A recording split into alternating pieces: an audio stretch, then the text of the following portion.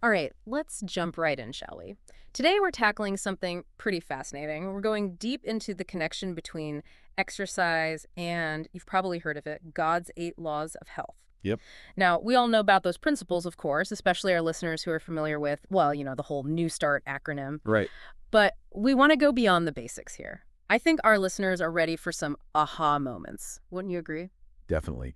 I think what's really interesting about this whole framework, which, by the way, comes from the teachings of Ellen G. White, is that exercise isn't just about physical fitness. Yeah, that's what I was thinking too. It's way more than that. Right. It's presented as being so crucial for mental and emotional, and get this, even spiritual well-being. Okay. So how are we going to unpack all of that? Well, we've got some amazing sources here. We've got articles and research papers, even insights from the spirit of prophecy. Right, the spirit of prophecy. It's really interesting how often these sources bring up the Garden of Eden story. Oh, yeah. It's almost like they're saying that the way we were originally designed to be healthy involves a lot of natural movement. Totally. In Hmm. fact, one of the sources actually states that in the beginning, man was placed in a garden to till it. Okay, right. And it goes on to explain that this wasn't punishment, but a blessing. Okay, yeah. It was a way to connect with God through physical activity. Interesting. So it's not just about like hitting the gym, you Yeah. know, it's more than that. Exactly. It's about tapping into something deeper, something almost like primal.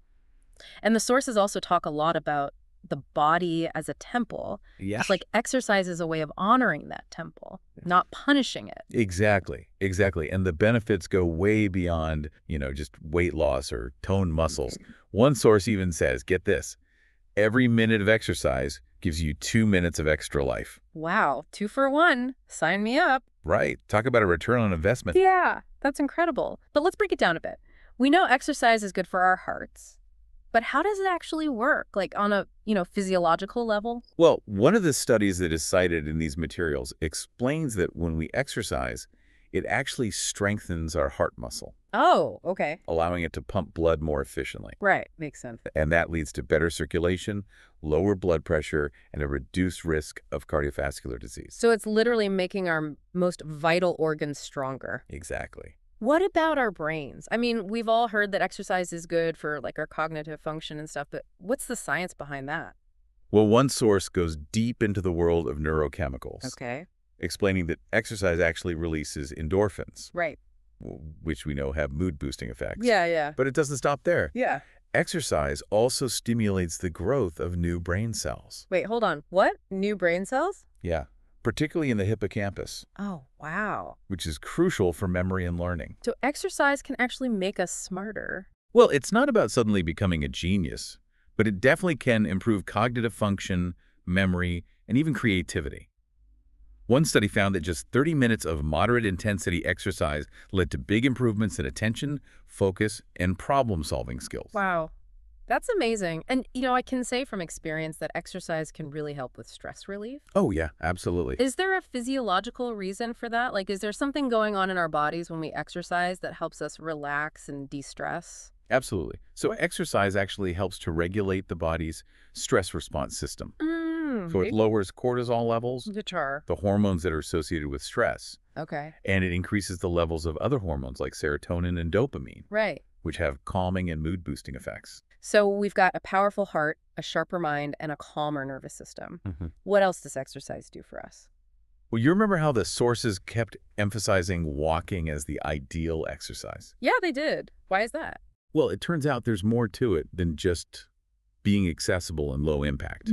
One source actually argues that walking, because it engages multiple muscle groups and systems, it stimulates lymphatic flow. Interesting. And that's crucial for detoxification and immune function. So a simple walk is like a full body tune-up. Pretty much. We've talked a lot about the physical and mental benefits, but what about the spiritual dimension? How do these sources connect exercise to our relationship with a higher power? Oh, that's a great question. It seems like these sources see exercise as a way to connect with something, bigger than ourselves. Yeah, I can see that. To appreciate the incredible gift of our bodies and the world around us. Right. Yeah, okay. Yeah. And one source actually describes exercise as a form of moving meditation. Oh, Like it encourages us to pay attention to our breath and the rhythm of our bodies and to the sensations of movement, okay. which can help us to cultivate a sense of presence and gratitude. It's like taking that mindfulness practice we do on the yoga mat and bringing it into everyday life. But what about those of us who don't exactly feel spiritual when we're, sweating it out at the gym? Well, another source suggests that exercise, especially when we do it outdoors, can be a form of worship, Hmm. like acknowledging the power and beauty of creation and then using our physical strength to honor that creation. So even something as simple as a walk in the park can be a spiritual practice. I like that. But let's be realistic for a moment. I think a lot of our listeners are probably thinking, this all sounds great, but I'm struggling just to fit in a basic workout routine. How can I make this a reality in my crazy busy life? Yeah. And the sources actually offer some practical advice. Like one source specifically addresses that common excuse, not enough time. Right. It reminds us that even small amounts of movement can have a big impact. So we're not talking about training for a marathon here. No, not necessarily. One source actually recommends something called the 10-minute rule. Okay, what is that? It suggests that just 10 minutes of intentional movement 3 times a day can provide noticeable benefits. Wow. That could be a brisk walk or some stretching, even just dancing around your living room. Okay, that sounds much more manageable. What about for those of us who just, struggle with motivation? Like, how do we get ourselves moving when the couch is calling our name? Yeah, and the sources emphasize the importance of finding activities that we actually enjoy doing. Like, if you hate running, don't run. Yeah, that makes sense. Explore different options. Maybe it's swimming or cycling, hiking, dancing, even gardening. The Yeah. key is to make it fun so you'll actually stick with it. So it's about listening to our bodies and finding what feels good. But what about people who have, physical limitations? Not everyone can just, jump up and go for a run. That's true. And these sources acknowledge that. Yeah. One source specifically highlights the importance of adapting exercise to our own individual needs and abilities. Right.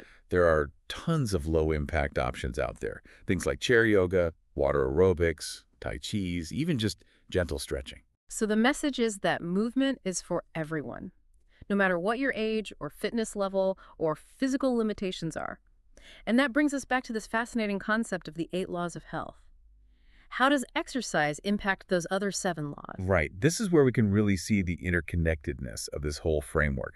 For example, one source explains that exercise enhances nutrient absorption. Real? So that healthy diet you're following is going to work even better when you're moving your body. Wow, so you're literally delivering those nutrients to your cells more efficiently. Exactly. What about water? Well, physical activity, it naturally increases your thirst, encouraging you to drink more water. Okay. And remember, we talked about exercise boosting detoxification. Well, staying hydrated is key for flushing out those toxins. So exercise and water work together to keep our systems clean and running smoothly. Yes. What about sunlight? Getting outdoors is important for vitamin D production, but is there more to it than that? One source dives into the connection between sunlight, exercise, and mood. It explains that being exposed to sunlight, especially while we're exercising, can boost serotonin levels in the brain, which leads to an improved mood and reduces symptoms of depression. So that feeling of euphoria after a sunny run, it's not just in our heads. Exactly. It's backed by science. What about those other laws like temperance, air, rest, and trust in God? How does exercise impact those? Well, when it comes to temperance, moderation, one source explains that exercise can help to regulate appetite and reduce cravings for those unhealthy foods. Okay. It's partly due to hormonal changes and partly because exercise can shift our focus away from food and towards those other pleasurable activities. So it's not just about willpower, it's about creating a lifestyle that supports healthy choices naturally. Exactly. What about air? We know breathing deeply is important, but does exercise actually play a role in that? Definitely.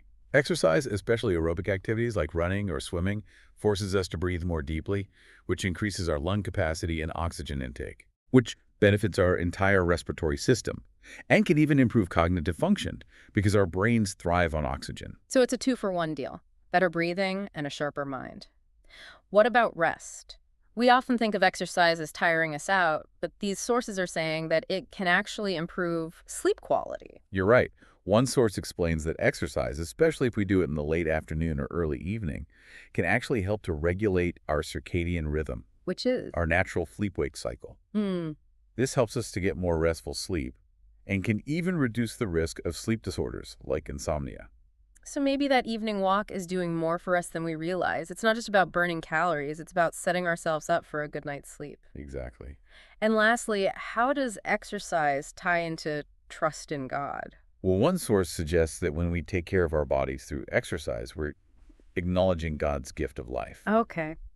and expressing gratitude for those incredible capabilities that He's given us. Mm. It's about recognizing that our bodies are not our own. They're temples that need to be cared for and used for His purpose. So it's about stewardship, using our physical abilities to serve others and fulfill our purpose. But I have to wonder, if exercise is so beneficial in every aspect of our being, why is it often the first thing to go when we get stressed or busy or just overwhelmed? Hmm. Maybe it's because we've started to view exercise as a luxury, something extra to fit in if we have the time, rather than as a fundamental need like eating or sleeping. Or maybe we've bought into the idea that exercise has to be intense and time-consuming and even painful to be effective. Right.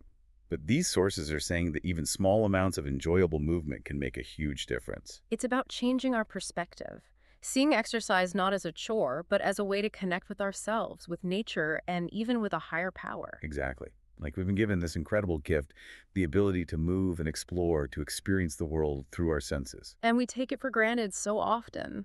And maybe the real challenge isn't finding the time, but changing our mindset.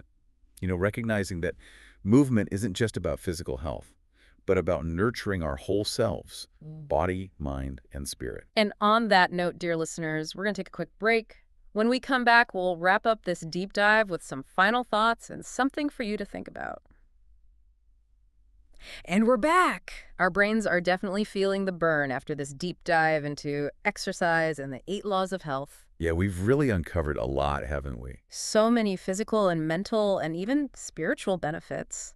And it all connects. It's amazing. Yeah, it really ties into this, intricate tapestry of well-being. And we even tackled those common barriers we all face, like not enough time, struggling to stay motivated, even dealing with physical limitations, really making it clear that there's a way for everybody to bring more movement into their life. As we wrap up, though, I want to leave you with something to really think about. We didn't directly address this yet, but it's a question that keeps popping up for me as I read through these sources. Okay. If we really believe that our bodies are temples and that exercise can be a form of worship, what does our current relationship with exercise say about us? What does it reveal about our beliefs? That's deep. It's like we're being asked to assess, how we treat these incredible gifts we've been given. Right. And it's not about, guilt-tripping ourselves. It's Yeah. about honest reflection. Mhm. Are we approaching exercise from a place of self-care and appreciation? Or are we driven by pressure or societal expectations or maybe even punishment? Wow, that's a really powerful distinction. I know for me, sometimes it's more like I have to get to the gym instead of I get to move my body today. Right. And one of the sources phrases it so beautifully. It says, when we move our bodies with intention, we are not just exercising muscles, we are exercising faith.